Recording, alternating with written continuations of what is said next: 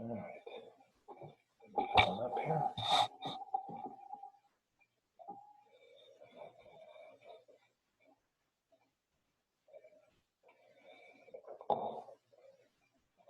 How's everybody doing out there? You guys all staying safe, staying healthy?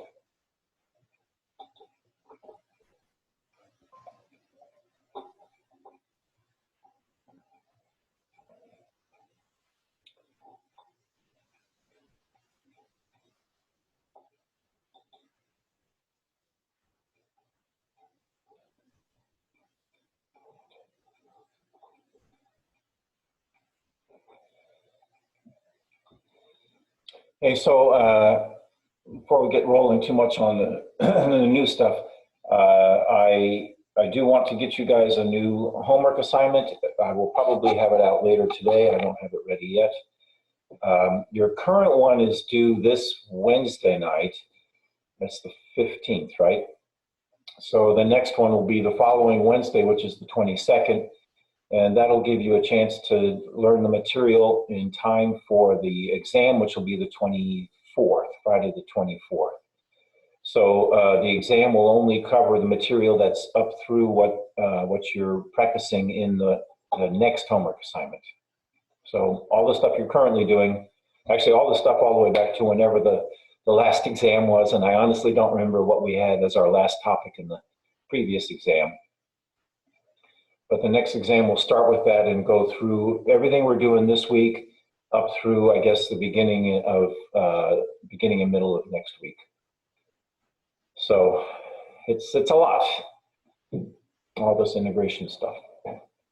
Do you guys have questions you want to ask me about the material we've been doing so far, or any of the homework assignments or anything like that? No? All right, good. Let me encourage you to use the Piazza thing that we've set up for you. That is a way to try to get a little bit of help if you get stuck on some of the homework as the deadline approaches.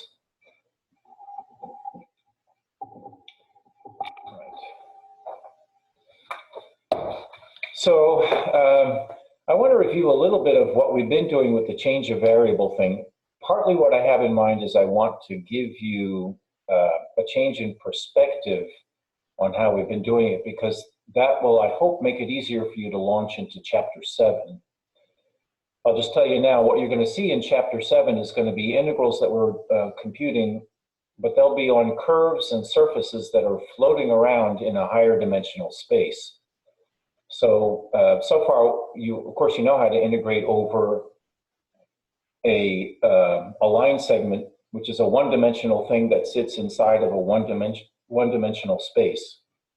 And now we've been integrating over regions of the plane, so two-dimensional sets they're already living inside a two-dimensional space. Our next topic is going to be to integrate over curves that lie inside a two- or three-dimensional space, and we'll be integrating over surfaces that lie inside of a three-dimensional space. So both of those are going to require that we get back to some ideas we had earlier in the semester involving parameterization. We talked about curves that were given to you in an explicit way or an implicit way, and then you had to rewrite them in a parametric way. And the same thing with surfaces. We didn't spend a lot of time on parameterizing surfaces, but we will need to. I'll remind you how we did some of those. And so part of what I want to do today is just to stress that in fact, what we've been doing has been parameterizing the surfaces. And we're doing that even for surfaces that already live inside the plane, the XY plane. So I want to go back to the example. I think we did this example in some detail last time of a diamond that's given in the XY plane, but it's shifted. It's not lined up with the coordinate axes in the XY plane. So let me show you what we've been doing with that one and try to put that into the perspective of parameterizations.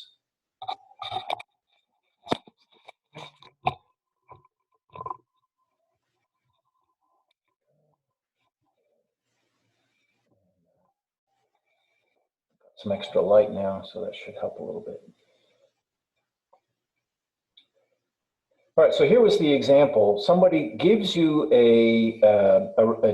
well, it's a square, really. You look at it as a diamond, and they say, please compute the integral over this diamond of some function f. And I don't remember what the function f is. But they mean what we always mean when we ask you to compute an integral. You're supposed to take this diamond and split it up into little pieces, measure the function in each one of those little pieces, and then multiply the area. I'll write a dA here to emphasize the size means area. We'll multiply the area of each one of those pieces times the value of that function right on that piece. Now, it is, I guess, assumed that you sort of understand what area is, but we have some difficulty in determining how am I going to ask you to evaluate the function at that point. I mean, sure, it's fine to say that you have a function defined on a weird set, and you're going to map that set into the set of real numbers. I mean, we've discussed doing this in a lot of different circumstances. You might already be able to start visualizing the level curves where this function f, this is f, where this function f takes on different values. So all of these points get set to one real number. These are all the points that get sent to another real number, and so on. All right, so you can visualize the idea of a function, a real valued function, defined on a diamond. But honestly, how am I going to ask you to do some computations here without giving you some kind of a formula for that function? Sometimes we can specify the function by saying, oh, the function measures your distance from something, or it measures your elevation above sea level, or something like that. But the problems that you do in the homework always require that you write out the function by telling how to compute f at a point where it's assumed that you know, you describe that point itself by giving x and y coordinates. If this is a diamond that's floating around in space, nobody's going to just have an abstract diamond. The first thing they're going to do is to wander in there and draw some coordinate axes and say, oh, well, here, let's draw axes around this diamond. I'll just draw them like this. Oh, and if you think you already know how to measure areas, you must have a sense of how you're measuring lengths on this surface. So go a length of 1 in each direction, or mark off units of length 1 and 2 and 3 on the different axes. And then, of course, once you have the coordinate axes and a measurement of length, you can specify coordinates for a point. The coordinates of this point, I'll call it capital A. The Cartesian coordinates of this point are found by saying, hey, we're going to call this the x-axis and we'll call this the y-axis. And then the coordinates are measuring the length from this point to each of those axes. The x-coordinate is the length of the perpendicular that you drop to the y-axis, and the y-coordinate is the length of the perpendicular that you drop to the x-axis. I'm sorry I drew these little marks in there. I think they're confusing now. We better scratch those out. So this is a point that has x-coordinates equal to 1 and y-coordinate equal to 2. Ordinarily, we never write in x equals, y equals. We just say 1, 2 because it's assumed that we're talking about the x and y coordinates of those 2 points.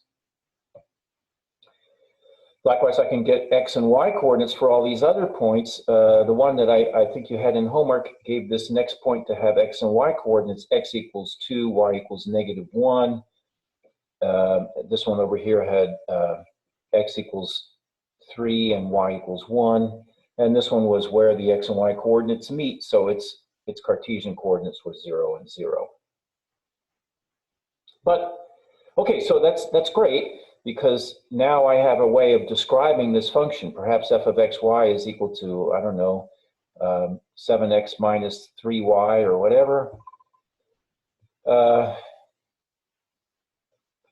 But it's anyway a well-defined function. Now, if I really did have this particular function, you know that the level curves would be certain straight lines. Maybe that's not of interest. If someone now asks you to integrate this function over this diamond, well, you're supposed to chop the set up into little regions and measure their areas.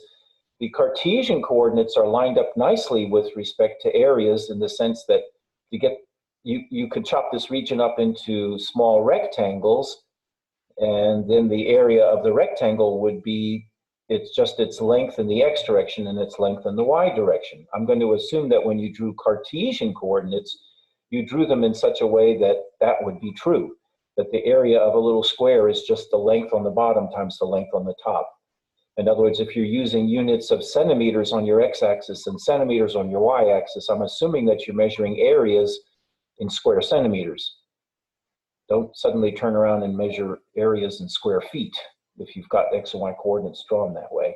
You could, but of course you'd have to have a conversion that specifies how much areas change when you switch from from metric coordinates to the American coordinates.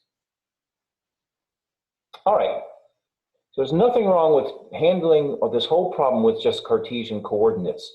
In other words, you are parameterizing the diamond. You're specifying a location of each point in the diamond by specifying the two Cartesian coordinates. We always mark out the places, those sets where the Cartesian coordinate functions have their level curves.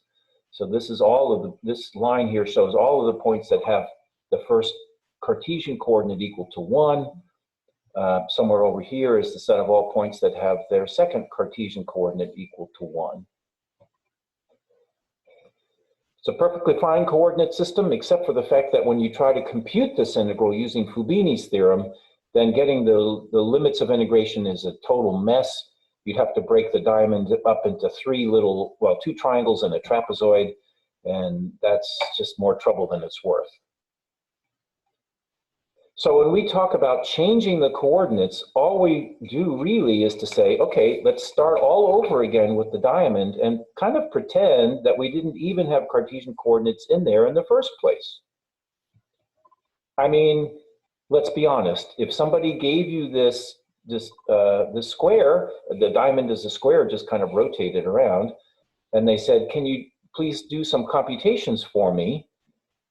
Well, I guess I might like to introduce some coordinates, but why wouldn't you turn things and draw them with your coordinate axes lined up with the edges of the square?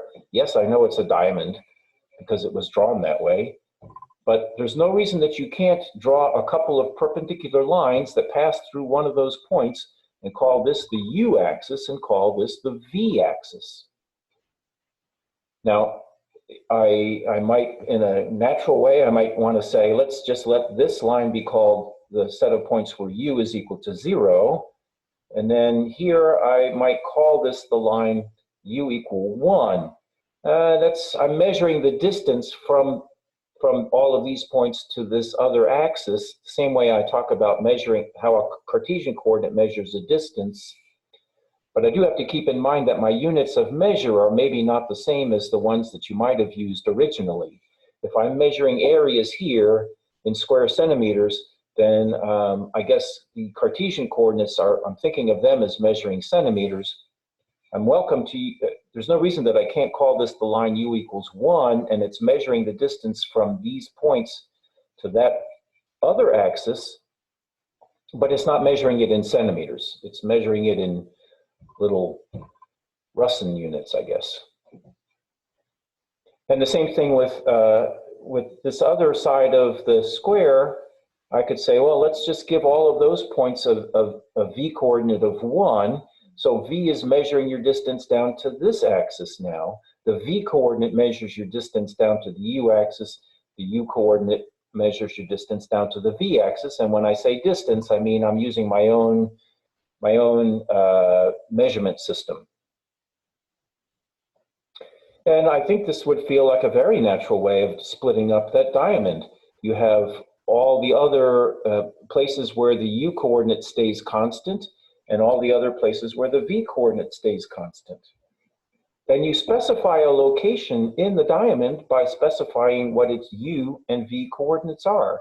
If I want the point that has a u coordinate of 1/2, that means I want it to be exactly halfway between that line and that line. So I'm somewhere on this line. And when I specify that the v coordinate should be 3/4, Well, I mean it to be 3/4 of the way between that line and that line.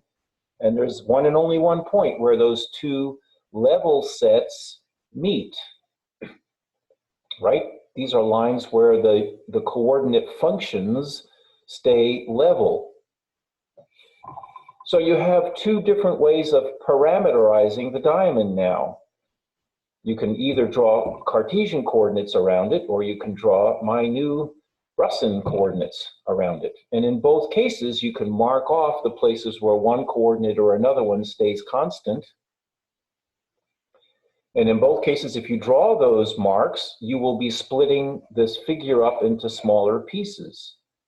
And those little pieces could be used for the calculation of this integral. I would take each one of those little pieces between the regions where one coordinate moves from one value to the next, and the other coordinate also moves from one value to the next. I did it there in Cartesian coordinates. I can do it here in the Russin coordinates. I go from u equals something to u equals something else. V goes from something to something. Then, after I've split the whole thing up, I pick a point inside here, and I evaluate the function at this point, and I multiply the value of the function times the area of this region. Now you have two little impediments when you try to do it in either of these coordinate systems. We've already talked about the fact that I've got kind of a problem in trying to tell you how you're going to evaluate the function at that point in the middle. I relate it at some point and say, okay, look, if you've already drawn the Cartesian coordinates, I'll give you a formula that gives you a way of computing the real number value of this function, knowing the two Cartesian coordinates. And that's kind of unfair to the Russin coordinate system, because I haven't, in order to evaluate the function now, I've got to take the point in its u and v coordinates and transform them into a different pair of numbers and compute the x and y coordinates from them. And then I'll be able to plug the x and y into this formula. So, you know, on some basic level, it's the same function that I had. It's just on every point on this diamond, I'm measuring something. If it's an elevation or a temperature or whatever, I have a value at each point. But in order to give you guys a formula to play with in the homework, I have to pick a coordinate system first. And if I've chosen Cartesian coordinates first, then to evaluate the function here, I'm going to have to use that together with a transformation function that switches me from this measurement system to this measurement system. And that's what the capital T is going to be for. You'll take a point whose u and v coordinates are known and manipulate those two numbers to get the x and y coordinates of what is on some level the very same point. It's a point on the diamond. Here it's been parameterized with x and y coordinates. Here it's being parameterized by u and v coordinates. So if the function f has been described in terms of those x and y coordinates, well then, to evaluate that function with u and v coordinates, I first have to transform my coordinate system with capital T to get back to x's and y's, and then I can evaluate the function. The other thing that gets in my way here is I'm supposed to take values of the function and multiply them by the sizes, meaning areas of little chunks of space. It's actually kind of hard here for some of the chunks of space, because you'd have to work out the areas of those little triangular chunks at the edges. And here I don't have that problem. But I do have a separate problem, which is that if I knew I was measuring areas in, let's say, square centimeters, then I would have marked off my Cartesian coordinates in centimeters, and in this coordinate system I wasn't using that. So I have to ask myself, okay, how are areas actually going to be measured in here? If I simply multiply the width in the u direction, that would be called du, by the width in the v direction, I would call that dv. I'm measuring areas, but in units of square Russin units, and that's not necessarily the same as units as the area measured in square centimeters. So I need to have a method of calculating the change of areas when I transform things in this way. This transformation is taking a nice rectangular arrangement in the UV plane, and it's doing some sort of rotating and stretching, and maybe in some other coordinate changes there's some curving. So that's going to be changing areas, and I know that the way to get the area of a little transformed region will be to take exactly how many units of square Russin length you have, but you have to multiply that by this fudge factor that's the determinant of the derivative of the transformation matrix. The absolute value of that determinant will give you the fudge factor that says how much areas are changing.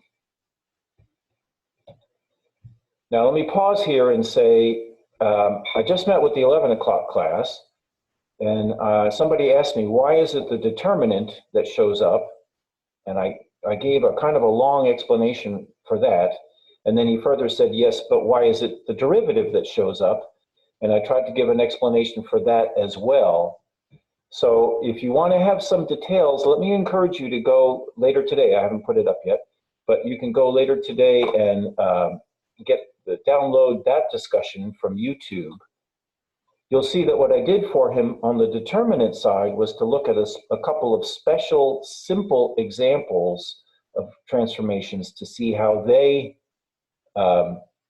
modify areas.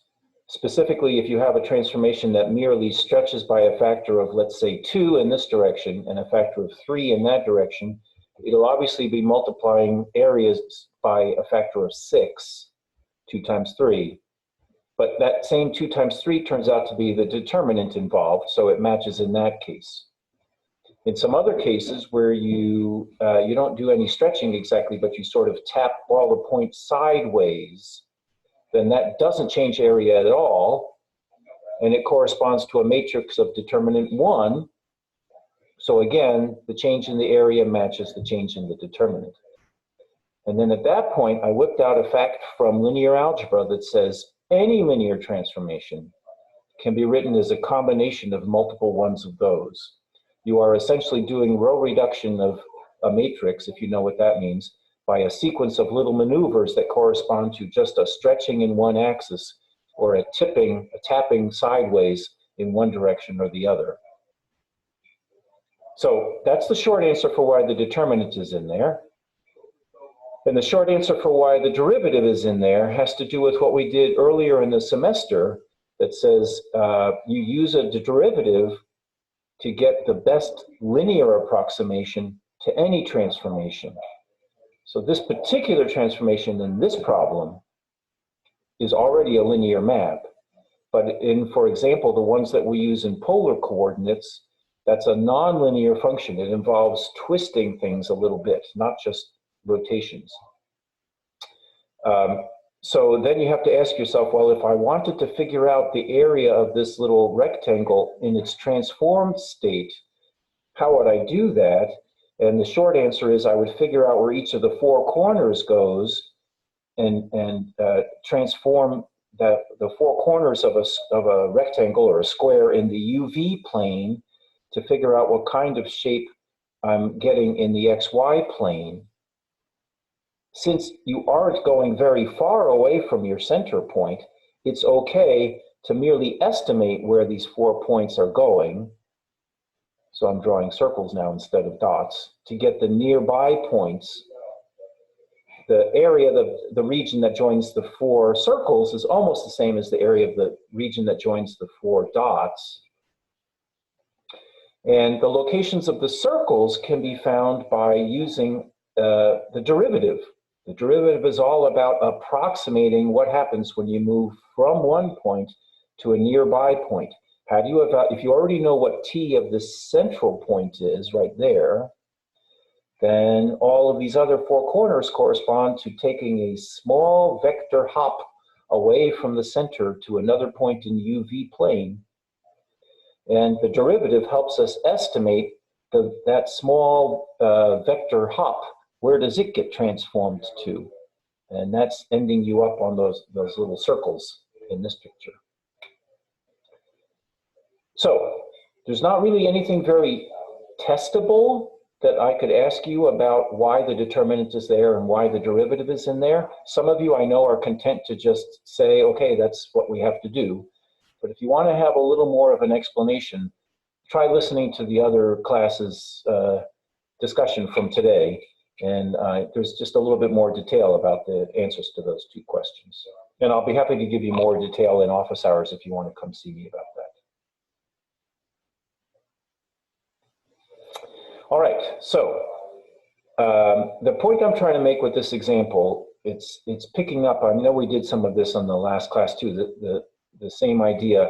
You can think about the diamond as either being split into the level sets of the one set of coordinates, which are the Cartesian coordinates, and there the level sets are the vertical lines and horizontal lines, or you can think about it being split up by the level sets of the other coordinate functions, the u and the v coordinates. They stay constant along certain curves as well, and where those curves cross, that splits your region up into a bunch of little, more or less rectangular sets. They look like perfect rectangles in this case. In other cases, they might be a little twisty, but anyway, the principle is the same. This one gives you a nice easy way to split up the shape to get the u and the v coordinates very naturally. This one allows you to evaluate the function more easily because that's how the original function was described with the Cartesian coordinates. And if you need to go back and forth, just need to make two changes.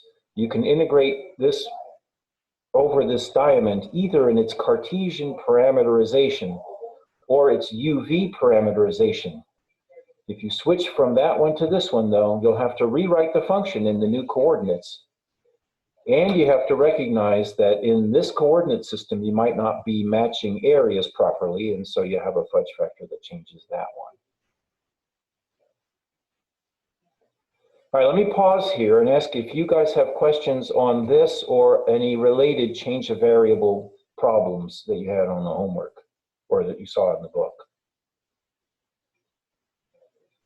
No? All right. I want to do another example to emphasize the role of these parameterizations before we launch into chapter 7. And this is an example that will kind of free you from this notion that everything has coordinates in the first place. I want to talk about my shower. My shower delivers a stream of water that I use every morning, and I know the way I like it. And I also know the plumbing behind it. Oh wait, hang on a second, I have a question here. Yang Zhu, you wanted to ask me a question? Yes, I noticed that you choose the particular u and v for the change of variables. So u gets set to 1, 0, and v is 0, 1.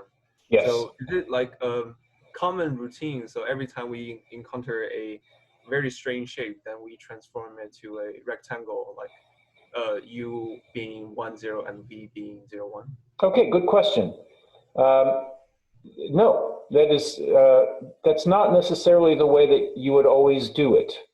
I mean, I think if I saw a diamond floating in space somewhere and I got to choose a coordinate system, I would probably use u equals 0, u equals 1, v equals 0, v equals 1 as my edges. But there are a number of reasons why you might want to use a different parameterization. For starters, you have to concede the fact that not every set lends itself naturally to having a kind of a four-sided figure. I mean, if I ask you to parameterize an equilateral triangle, I don't know how you would set up a coordinate system to make this most natural. I mean, I could start off by coordinatizing it by drawing one axis in here. I call this my u-axis, I guess. But then how would I draw my second one? I could draw this line and say that's going to be my v-axis now.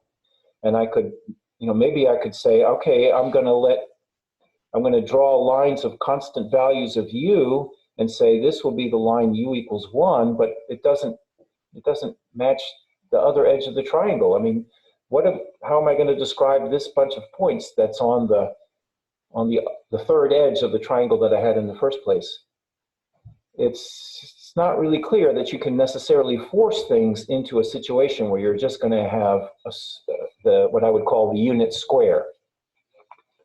In fact, there are a lot of times when you kind of feel like you're going to use, let's say, polar coordinates. If I ask you to integrate over a region like this, where I assured you that this was a part of the circle where x is equal to, where x squared plus y squared is equal to 3, and maybe these are the lines y equals 1/2 x and y equals 2x, you know, just using polar coordinates straight out of the box feels like a natural thing to do in this case, but if you try to figure out what the range of values of the two polar coordinates that you're going to get in this case, it's obviously not going to be the square that goes from 0 to 1.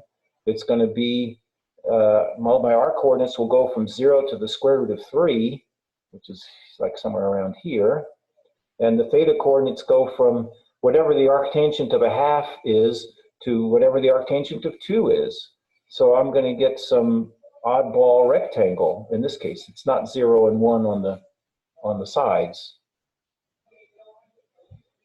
In fact, I don't remember, did I do it with you guys? You can, if I ask you to integrate over a triangle in Cartesian coordinates, you can represent that as being an integral over a region in the, you could use polar coordinates to describe this region, but the region of integration isn't a rectangle at all. It looks something like this.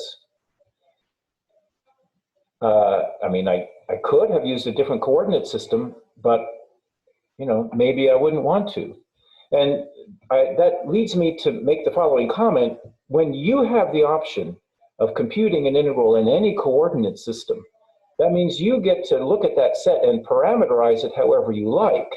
And when you do that, to compute the integral over this set, well, you're going to turn that into an integral over some other set in your UV coordinate system. You know that there's the two factors that have to go in here, the f composed with t and the determinant of t prime. But there might be very good reasons for switching away from Cartesian coordinates. Like, for example, if the integrand looks horrible, this function f looks horrible in Cartesian coordinates, but it looks very easy in some other coordinate system. I mean, what if I ask you to integrate the function arctangent of y over x? Nobody wants to start looking for an antiderivative of that function with respect to x or y. But if you write it in polar coordinates, this would just be theta. And determinant of t prime is just r. We already have computed that one for polar coordinates. So, you know, with the understanding that it might make your region of integration look pretty bad, it might make the integrand look pretty simple.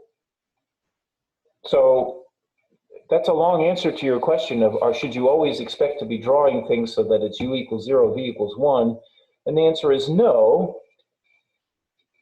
But I will say that it's a typical thing for calculus homework and exams and so on, to give you a region that seems to be marked by 4 different curves. I mean, didn't you guys have one where one of these curves was a hyperbola rather, and another one was also a hyperbola, and then you had, I forget what these two were, maybe they were a couple of straight lines. Then in that case, you know, if this is the set of points where x times y is equal to 5, and this is the set of points where x times y is equal to 2, I don't know about you, but I would use this quantity right here as one of my 2 coordinates. And then u equals 5 is just one of the many level curves for this function. And there's another level curve, and there's another, and there's another. So you could split the whole region up into arcs that make this one coordinate stay constant. And for that matter, if these are 2 lines that come into the origin, I know a single function that is staying constant on each of those 2 lines. I know they don't look like straight lines, but they're supposed to be. This, you know, if this was the line y equals 2x, then it's the set of points where this new function, v, is staying constant. And this function, that same function is taking on a different value here. So I could then split this curve up into, sorry, split the region up with different level curves. So this would be an example where if somebody said, please integrate on the region that's between the two hyperbolas and also between those two line segments, then you should say, oh, look, it's a four-sided region. On each of those, you should look for the two opposite pairs of sides and find a function that stays constant on both of those sides. And likewise here, here's the two opposite sides, and I have found a function that stays a constant value on one of those two sides and a different constant value on the other side. Whenever you can find two such functions, then you've figured out a mapping that goes from here, from here to a rectangle in the UV plane. It's not necessarily the rectangle that goes from 0 to 1 and 0 to 1. I mean, I could make it, I could take all of this stuff -2 or something like that, but just leave it in this form. And then it's got all the U's that go from 2 to 5 and all the V's that go from 1/2 up to 2. And there's your region. Let me warn you that if you do it that way, the way I just did it, is giving you this inverse transformation, the one that on previous days I've called capital W. That's the function that tells you how to compute your U and V coordinates in terms of X's and Y's. In a setting like this, where you're inventing the new coordinate system from those formulas, really what you're doing is writing down the parameterization, a different parameterization of that region in new coordinates that you are defining with a function capital W. But you can go in the direction that we need for the change of variable theorem. You can get the inverse function capital T. You'll have to do a little algebra. Don't forget to do that algebra. If you have the two formulas that specify how to get U and U and V in terms of X and Y, then you need to, that's the transformation capital W. You need to take those and calculate the inverse function capital T that tells you how to compute the X and the Y from the U and the V. Think of this as two equations in the two unknown X and Y, and do whatever you need to do to solve for those two unknowns. In this case, I think this equation is easily solved for Y.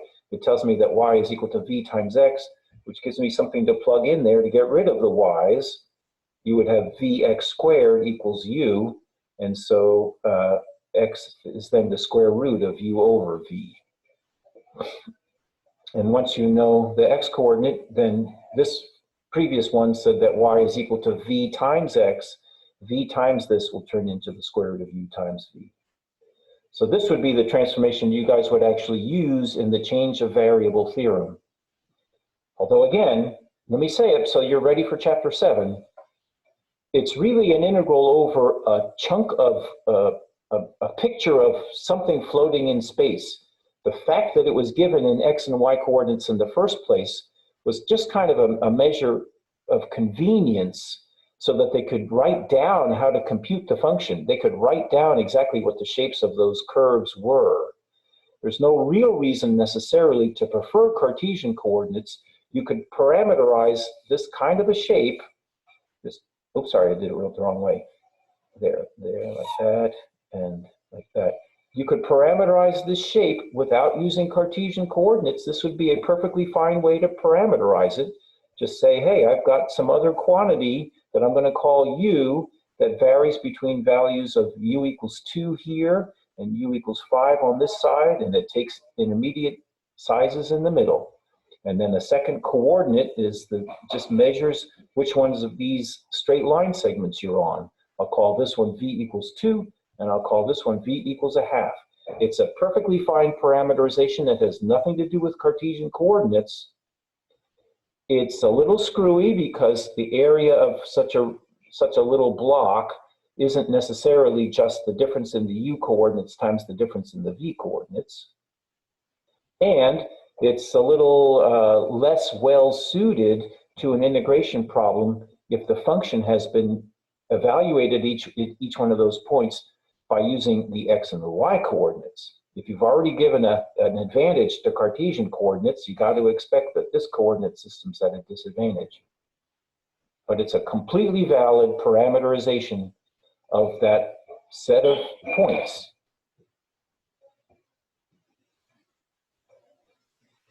All right. Let me say something about the parameterizations, and I said I was going to do it in terms of my shower. Here's the thing. I've traveled to a lot of places. I've stayed in hotel rooms and stuff, and I know that showers come in a lot of different types. And I also have done some house repairs, and I know how the plumbing works. What happens is you have a hot water line that comes in and a cold water line that comes in, and they both feed water into some sort of a mixing spout that you can control in one of various ways. And then what comes out is the water in your shower. And I have observed that if I have enough control over the plumbing or the shower in a hotel room, then I can make my shower feel different ways. Sometimes it feels like an ice cube. And sometimes it feels like a lot of ice cubes. Not because it's hard, I mean, but because it's very cold and it's got a lot of volume. And if you think about the plumbing that's behind it, the way that you get something that feels like a single ice cube is when you have really no or very little hot water coming in and just a little bit of cold water. So I know the pipes don't change their sizes, but let me illustrate it with a different width of a pipe. Same thing over here. The way you get something that feels like a lot of ice cubes landing on you is to bring in no or very little cold water, hot water rather, and then a lot of cold water. Okay, another alternative would be that you have, can I draw little flames here? I know water is not represented by flames, but I want to draw something with a lot of heat. The way to get a lot of heat, a spray of a lot of hot water, would be to have the piping bring you lots of hot water at once and little or no cold water. You better bring in a little cold water, otherwise you'll get burned. And then the fourth combination would say, well, what if you bring in just some hot water and little or no cold water? And then that one I'll represent with just a single flame. Now, of course, there's other combinations too. You could bring in equal amounts of hot and cold water. That's what a normal person would do, I suppose. I don't know. And then you would get some sort of a mixture of hot and cold. I mean, it would just feel like an intermediate temperature. How do I draw a flame and an ice cube together? Okay, so these represent 5 different combinations of how shower water can feel. And they are 5 of the infinitely many. I'm going to draw what you should imagine as some sort of a wavy surface, a blanket, that's got all the different combinations of showering that can occur to a single person as they move from one hotel room to another one. There are 2 very natural coordinate systems that you could draw on this set. You could parameterize this set in 2 very natural ways, it seems to me. One way is you could, on the one hand, measure just how much hot water is coming in and how much cold water is coming in. You could see from these pictures here that these 2 are on a level curve for that one. This is measuring capital H, the measurement of hot water that comes in. These 2 are also on a level curve for that function. Here, H is equal to some small number, I'll say H equals 0, and here H is equal to some large number, I'll say H equals 1 again. 1 what? I don't know. 1 unit, 100% of maximal, something like that. A different coordinate that would help me separate these two combinations are on a level curve for capital H, but they obviously differ in the amount of capital C, of cold, of the amount of water that's coming in. So this one and this one have a very small amount of capitals, sorry, have a moderate amount of capital C. So I would draw then this in as C equals 1, and this, on the other hand, is C equals 0. Wait, no, I drew that wrong. C equals,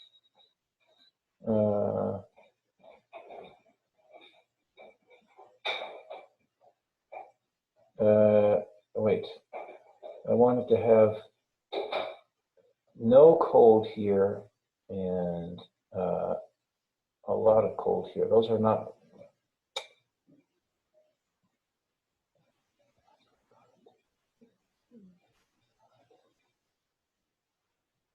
Dang it. I think I drew up my curves of constant H and C. Let me try this again. Maybe I'll switch to another color, see if I can do this better. This was supposed to be no hot and a moderate amount of cold, whereas this is no hot and a lot of cold. And these should be a lot of hot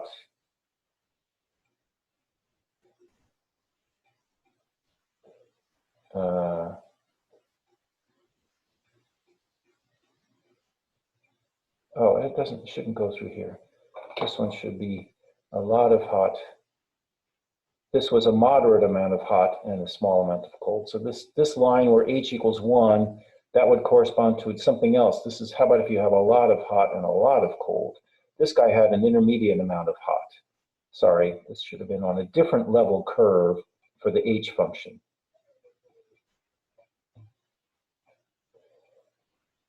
All right, and I think I drew this one completely wrong. Let me cross this one out.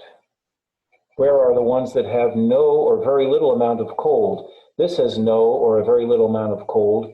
I didn't draw another one over here, but you could have no hot and no cold. That's called being turned off. So that would have been corresponding to this one. And likewise, you could have, this one has very little amount of cold.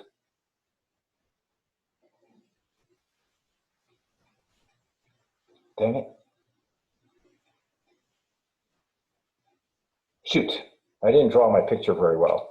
Let me start it again, but I'll draw it kind of fast for you. So you guys, if you think about the plumbing, imagine you tell me what's happening in your shower when you have H very close to 0, and on the other hand, you can have H at maximal. And then the other thing that you might adjust is the amount of cold coming in. That could vary anywhere from cold equals 0 to cold equal 1. If you think about it, those are all the possibilities that you can have. You can set your hot water dial all the way down to 0 and the cold water dial all the way down to 0, but you can't have less than 0. You can't make water go back up into the shower. And you can turn both the hot and the cold on at full blast, but you can't do more than 100%. The pipes just won't hold it. So these represent all the possibilities that there are, but they might not measure them in a way that's important for you, because the other coordinate system that people use is to use two completely different coordinates to parameterize exactly the same space of all combinations. The other way that people like to do it is, I want, first of all, to adjust the temperature of my water. And the temperature is found by taking a kind of a weighted average of the temperature of the hot water and the temperature of the cold water. If you set the cold water off and the hot water to come on at full blast, you're going to get whatever your hot water heater produces for the temperature of your water. This is going to be a very hot temperature right here. You're going to get a temperature of like 120 degrees Fahrenheit. And the opposite extreme is over in this corner. If you set your hot water off, turn your hot water off and just have the cold in, you're going to get the temperature of the water as it's delivered to your house, which is something like, I don't know, 68 degrees Fahrenheit.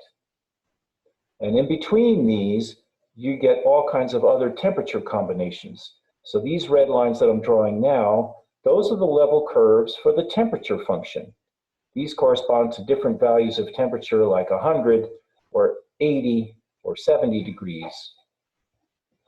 Then after you've adjusted the temperature, the other thing that you might want to control is the amount of flow. You're getting no water at this point. The volume of the flow in cubic feet per minute or something like that would be 0 here if you've got the hot water turned off and the cold water turned off. Whereas if you set them both at full blast, what you get is a high volume, I'll say 100%. And these other values correspond to having an intermediate amount of water coming in. So what I wanted you to see in this picture is that you guys feel showers and you know what it's like to have showers that are set in different ways. And you also know what different types of controls are like on a shower. Sometimes you get control, you get a blue coordinate system. Sometimes you are given two dials that may or may not even be marked as H and C, and you can turn them a certain number of degrees left and right, and those will tell you how much of the water is coming in through the two different pipes. But you can parameterize the same set in a different way by specifying each kind of flow by telling me the temperature that it comes out at and the volume that it comes out at. You might be given two separate dials that actually do that, or else you aren't given those two dials. Maybe you're given these two dials, and then it's your job to do a change of variables, which would say, how do I compute my temperature coming in and the volume of the spray that I feel in terms of the two measurements of how much hot water was being delivered and how much cold water. So the point that I'm trying to make here is that the space of all options is measured by these things like flames and ice cubes. How exactly you choose to put a set of coordinates on that, a pair of numbers that you would measure, kind of depends on your perspective of should you be focusing on what you feel coming out, or should you be focusing on what you saw going in through the pipes? There's nothing really more native about one or the other. Both of them are just parameterization systems for this kind of abstract family of possibilities. So when we get to parameterizing surfaces for our integrals over surfaces, this is what you're going to have to do. You're going to have to look at something that's floating around in space and think of two things that you could measure that are going to help you determine where the heck you are in that set. Exactly which one you want is up to you, and you don't have to think that either the red or the blue system is necessarily more natural or more native. They'll both work, but you're going to have a conversion system to go from one to the other one. All right, I'm sorry I didn't get my pictures drawn in a way that let me split it up, but I think you guys know how showers feel when you're at somebody else's house and they have a different coordinate system from your natural house. I will say the most frustrating of all are the ones where you have only a single control, and that means that they're forcing you to lie on some curve within this two-dimensional system, and you can't leave that curve. So that's what I'm stuck with in one of the bathrooms of my house right now. But that's a subject for another day. All right. Do you have any final questions for me about the change of coordinates when we're integrating over regions of the plane, or anything about parameterizations that you want to ask from the parameterizations that we were doing early in the semester? All right, finish the homework. Bring your questions to Piazza. We'll have a little time on Wednesday if you want to try bringing them forward. And otherwise, we'll start chapter 7 on Wednesday. I'll see you guys then.